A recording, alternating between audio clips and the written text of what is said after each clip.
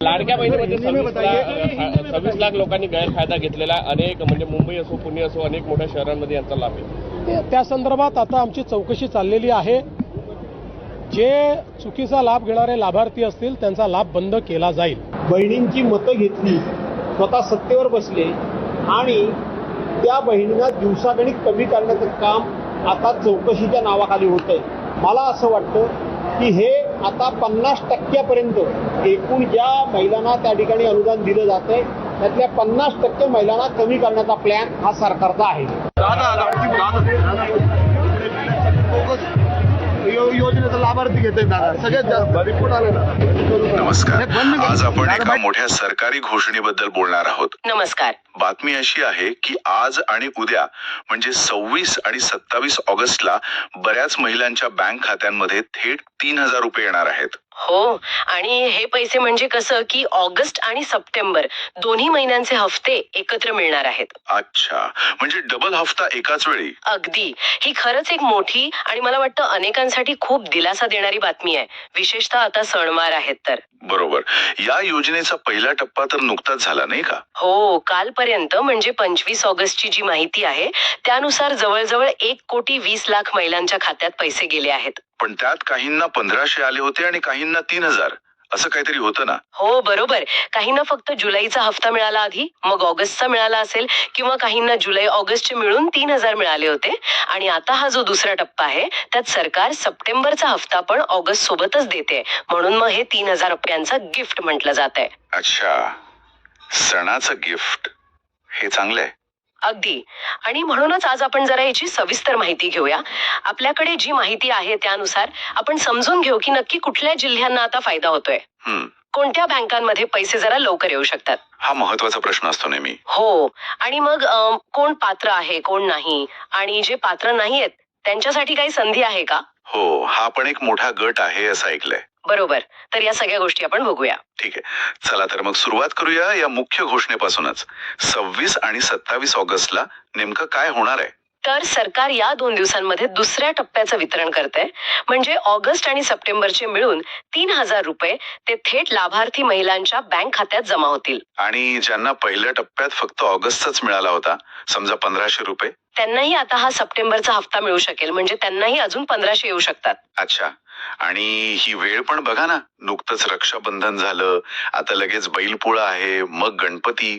हो, अगदी सणांच्या तोंडावर ही मदत येतेय, याचा नक्कीच एक सकारात्मक परिणाम लोकांवर होतोय। 3000 रुपये रक्कम तशी खूप मोठी नाही कदाचित, पण ऐन वेळी सणासुदीच्या काळात विशेषतः ज्यांची आर्थिक परिस्थिती बेताची आहे त्या कुटुंबांसाठी ती खूप मोलाची ठरते। हो ना, सणाचं काहीतरी घेणं असेल, घरात काही करायचं असेल। बरोबर, मुलांसाठी कपडे किंवा घरात लागणाऱ्या वस्तू या खर्चासाठी नक्कीच हातभार लागतो, हाच सरकारचा उद्देश दिसतोय। आणि पहिल्या टप्प्यात 1,20,00,000 महिलांपर्यंत पैसे पोहोचले, हे पण महत्वाचं आहे। निश्चितच, योजनेची व्याप्ती मोठी आहे।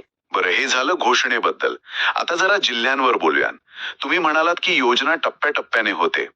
पहिला टप्पा झाला, त्यात कोणकोणते जिल्हे होते? हो, पहिल्या टप्प्यात 15 जिल्हे होते, म्हणजे अकोला, ठाणे, पालघर, रायगड, मग कोकणातले सिंधुदुर्ग, रत्नागिरी, तिकडे कोल्हापूर, सोलापूर, लातूर, यवतमाळ, परभणी, नंदुरबार, बुलढाणा, बीड आणि जालना या जिल्ह्यांमध्ये आधीच पैसे गेलेत, कुणाला 1500, कुणाला 3000। आणि आता हा दुसरा टप्पा जो आज आणि उद्या होतोय, त्यात मग उरलेले सगळे जिल्हे आले। अगदी बरोबर, आता या दुसऱ्या टप्प्यात महाराष्ट्रातले बाकीचे सर्व जिल्हे समाविष्ट आहेत, म्हणजे विदर्भ, मराठवाडा, उत्तर महाराष्ट्र, पश्चिम महाराष्ट्र, जिथे पहिल्या टप्प्यात पैसे गेले नव्हते त्या सगळ्या जिल्ह्यांना आता लाभ मिळेल। म्हणजे आता ही योजना पूर्ण राज्यभर लागू झाली असं म्हणायला हरकत नाही। हो, सरकारचा प्रयत्न तोच दिसतोय की पात्र महिलांपैकी कुणी वंचित राहू नये। हे बरं झालं, पण एक व्यावहारिक प्रश्न जो सगळ्यांना पडतो की पैसे जमा होताना कोणत्या बँकेत लवकर येतात? काही बँकांना प्राधान्य असतं का? लोक मेसेजची वाट बघत असतात सारखी। हो, हा एकदम योग्य प्रश्न आहे, आणि अनुभवावरून असं दिसतं की सरकारी मालकीच्या ज्या बँका आहेत ना तिथे पैसे जरा लवकर जमा होतात। म्हणजे उदाहरणार्थ state bank of India, bank of Maharashtra, bank of India आणि पोस्ट ऑफिस बँक जी आहे म्हणजे इंडिया पोस्ट पेमेंट्स बँक, ह्या बँकांमध्ये सहसा लवकर येतात पैसे। यामागे काही खास कारण आहे का? की सरकारी बँकांनाच प्राधान्य? मुख्य कारण म्हणजे या बँकांचं नेटवर्क खूप मोठं आहे, विशेषतः ग्रामीण भागात. हो, ते आहे. आणि सरकारी योजनांचे बहुतांश लाभार्थी गरीब किंवा गरजू महिला भगिनी, त्यांची खाती याच बँकांमध्ये जास्त असतात. त्यामुळे डीबीटी म्हणजे थेट लाभ हस्तांतरणासाठी या बँका सोयीच्या ठरतात. अच्छा, म्हणजे पैसे लवकर आणि थेट लाभार्थ्यांपर्यंत पोहोचवण्यासाठी हा प्रयत्न असतो. अगदी. आणि मग खासगी बँकांचं काय? म्हणजे HDFC, ICICI, ऍक्सिस अशा बँका, तिथे खाते असेल तर? तिथेही पैसे येतातच, पण काही वेळा सरकारी बँकांच्या तुलनेत थोडा उशीर होऊ शकतो. म्हणजे काही तासांचा किंवा कधी कधी एका दिवसाचा फरक पडू शकतो. ओके. कदाचित त्यांच्या सिस्टीम मध्ये किंवा क्लेम मध्ये थोडा वेळ लागत असेल. त्यामुळे ज्यांचं खातं सरकारी बँकेत आहे त्यांना कदाचित मेसेज जरा लवकर येईल इतरांपेक्षा, पण पैसे मिळणार नाहीत असं नाही. ही माहिती नक्कीच उपयोगी आहे. बरं, आता येऊया सगळ्यात महत्वाच्या भागाकडे, पात्रता. म्हणजे कोणाला मिळणार हे पैसे? काय आहेत निकष? हो, यासाठी काही स्पष्ट नियम आहेत, ते पूर्ण करावे लागतात. काय काय आहेत ते? पहिलं म्हणजे रेशन कार्ड. पिवळं किंवा केशरी रेशन कार्ड असणाऱ्यांना प्राधान्य आहे. ठीक आहे. दुसरं म्हणजे उत्पन्न. कुटुंबाचं वार्षिक उत्पन्न 2.5 लाख रुपयांपेक्षा कमी हवं. 2.5 लाखांच्या आत. ओके. आणि मग येतात तांत्रिक गोष्टी. हो, हल्ली हे खूप महत्वाचं झालंय. आधार आणि बँक लिंकिंग. अगदी. तुमचं बँक खातं आधार कार्डशी लिंक केलेलं पाहिजे, हे तर मस्ट आहे. आणि नुसतं लिंक असून चालत नाही. अजून काही? त्या खात्याचं NPCI मॅपिंग झालेलं पाहिजे. NPCI मॅपिंग हे काय असतं नक्की? हे सोप्या भाषेत सांगता येईल का? बघा, आपलं आधार कार्ड असतं ते कोणत्या तरी एका बँक खात्याशी सरकारी अनुदान किंवा सबसिडी मिळवण्यासाठी जोडलेलं असतं. म्हणजे सरकारला कळतं की याच खात्यात पैसे पाठवायचे आहेत. अच्छा, एका व्यक्तीची अनेक खाती असू शकतात, पण पैसे एकाच खात्यात येणार, जे मॅप केलेलं आहे. बरोबर. ते मॅपिंग जर झालं नसेल तर पैसे अडकू शकतात. हे बँकेत जाऊन किंवा कधी कधी आधार केंद्रावर पण तपासता येतं. हे महत्वाचं आहे. आधार लिंकिंग आणि NPCI मॅपिंग. अजून काही? हो, अजून एक म्हणजे eKYC पूर्ण असायला हवं. eKYC म्हणजे इलेक्ट्रॉनिकली तुमची ओळख पडताळणी. नो युअर कस्टमर म्हणतात त्याला. आधार नंबर वापरून होते ही प्रक्रिया. हल्ली सगळ्याच बँका आणि सरकारी सेवांसाठी हे लागतं. यामुळे खात्री होते की लाभार्थी तीच व्यक्ती आहे. अगदी. फसवणूक टाळता येते. हे पण बँकेत किंवा जिथे सरकारी सेवा केंद्र असेल तिथे जाऊन करून घ्यावं लागतं जर केलं नसेल तर. म्हणजे थोडक्यात, पिवळं केशरी रेशन कार्ड, 2.5 लाखापेक्षा कमी उत्पन्न, आधार बँक लिंक, NPCI मॅपिंग आणि eKYC या 5 गोष्टी पूर्ण असतील तर पैसे येणार. बरोबर. हे निकष जे पूर्ण करतायत त्यांच्या खात्यात सरकार पैसे जमा करतंय किंवा करेल. पण दुसरी बाजू अशी पण आहे की खूप मोठ्या संख्येने महिला अपात्र ठरल्या आहेत, असंही ऐकतोय आपण. हा आकडा किती मोठा आहे आणि कारणं काय आहेत मुख्य? हो, ही एक चिंतेची बाब नक्कीच आहे. सुरुवातीला जेव्हा पडताळणी झाली तेव्हा सरकारी सूत्रांकडून असं कळलं होतं की जवळपास 50 लाख महिला अर्जदार अपात्र ठरले आहेत. 50 लाख खूप मोठा आकडा आहे हा. का बरं? काय कारण होती? सगळ्यात मोठं कारण म्हणजे तेच, कुटुंबाचं वार्षिक उत्पन्न 2.5 लाखांच्या वर असणं. अच्छा. दुसरं म्हणजे काही केसेसमध्ये आधार कार्डवरचं नाव आणि जन्मदाखल्यावरचं नाव यात फरक आढळला.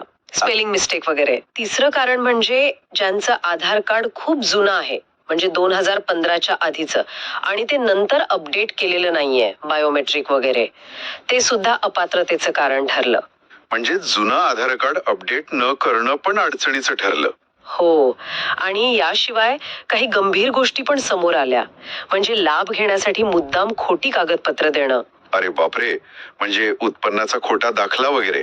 हो, किंवा इतर चुकीची माहिती देणं, असे प्रकार पण उघडकीस आले. आणि अजून एक धक्कादायक गोष्ट वाचली की काही पुरुषांनी पण अर्ज केले होते म्हणे, खोट्या कागदपत्रांवर. हो, ही तर अत्यंत गंभीर बाब आहे. महिलांसाठीची योजना आहे आणि त्यात पुरुषांनी गैरमार्गाने लाभ घ्यायचा प्रयत्न करणं हे चुकीचं आहे. यामुळे खऱ्या गरजू महिलांवर अन्याय होतो. अगदी. अशा गोष्टींवर कडक कारवाई व्हायला हवी. हे प्रकार म्हणजे मोठ्या योजना राबवताना किती आव्हानं असतात ते दाखवतात. खरंय. पण ज्या महिला गरजू आहेत पण समजा काही छोट्याशा चुकीमुळे किंवा माहिती नसल्यामुळे अपात्र ठरल्या असतील, त्यांच्यासाठी काही दिलासा आहे का? सरकार काही करते का यासाठी? हो, इथे एक चांगली सकारात्मक बातमी आहे.